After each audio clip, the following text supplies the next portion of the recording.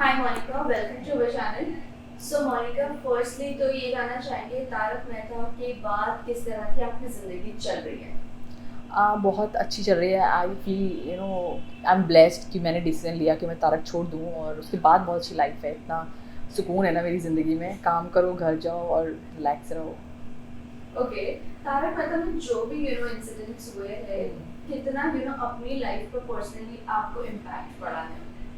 बहुत पड़ा है। मैं मेंटली तो बहुत डिप्रेशन में चली गई थी जब मैं इनके साथ काम कर रही थी और मेरे को लग रहा था कि मैं यहाँ मतलब सुसाइडल थॉट आने लगे थे मुझे, टेंडेंसी, मुझे ऐसा लग रहा था कि कुछ तो कर लो, ऐसे पागलों के बीच में फंसी हुई हूँ मैं।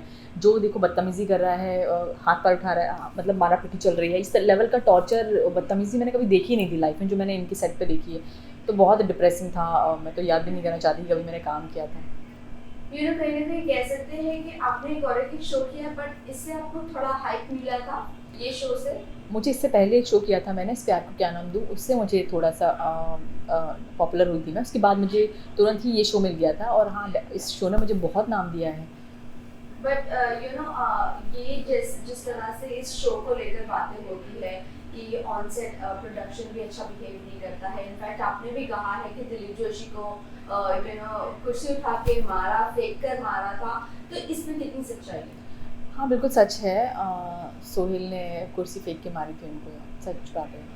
ओके, तो दिलीप जोशी ने क्या इसके ऊपर कोई आवाज उठाई थी या कुछ कहा था? उतना तो नहीं पता मुझे, पर सोहेल को 2 साल के लिए बैन कर दिया था। 2 साल तक सोहेल को उन्होंने सेट पे नहीं आने दिया था इस इंसिडेंट के बाद।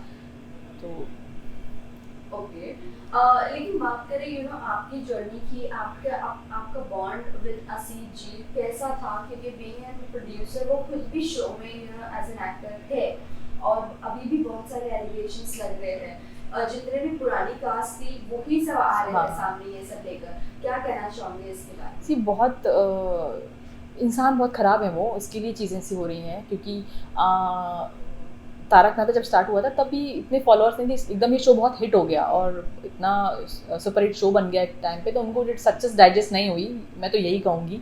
क्योंकि हम्बल होते हैं जो लोग सक्सेस मिलने के बाद। मैंने देखे इतने लोग जिनको जो कहीं पहुँच गए हैं, इतने हम्बल हैं, तो वो उनको नहीं हुई है, तो उन्होंने अपना ये सब चीज़ें करनी शुरू कर दी, बदतमीज़ी, मिसबिहेव या ये सब चीज़ें।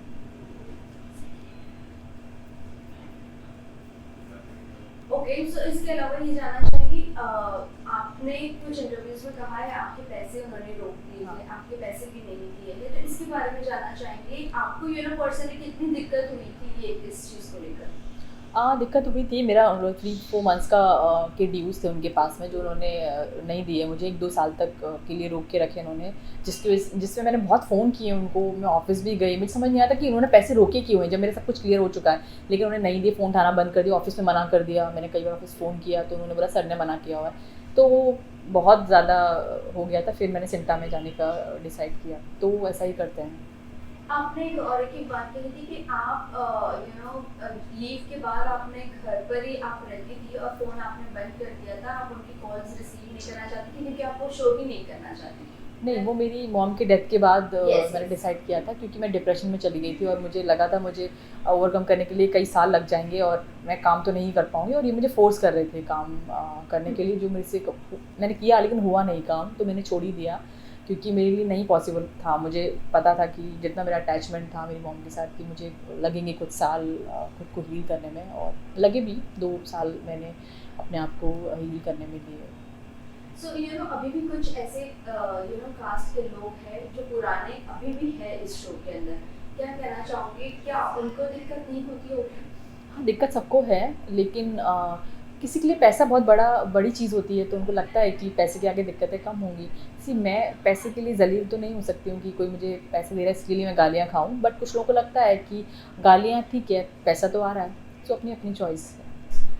अगर मैं दया बहन की बात करूँ तो क्या लगता है आपको? कई बार ये न्यूज़ आई है कि वो कम बैक कर रही है, जिसकी वजह से फैंस काफ़ी ज़्यादा एक्साइटेड हो चुके थे।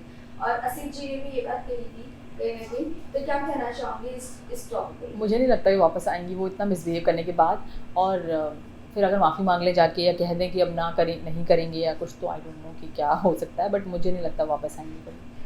ओके, इसके अलावा ये जानना चाहेंगे आपके करियर में आप कितना मूव ऑन कर रहे हो, क्या कर रही हो अभी लाइफ में, what is in pipeline?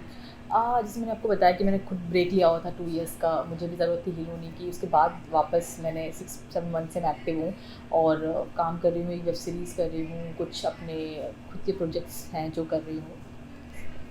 Okay, reality shows की अगर बात करें तो कितनी बड़ी फ़ैन हो आप रियलिटी शो की?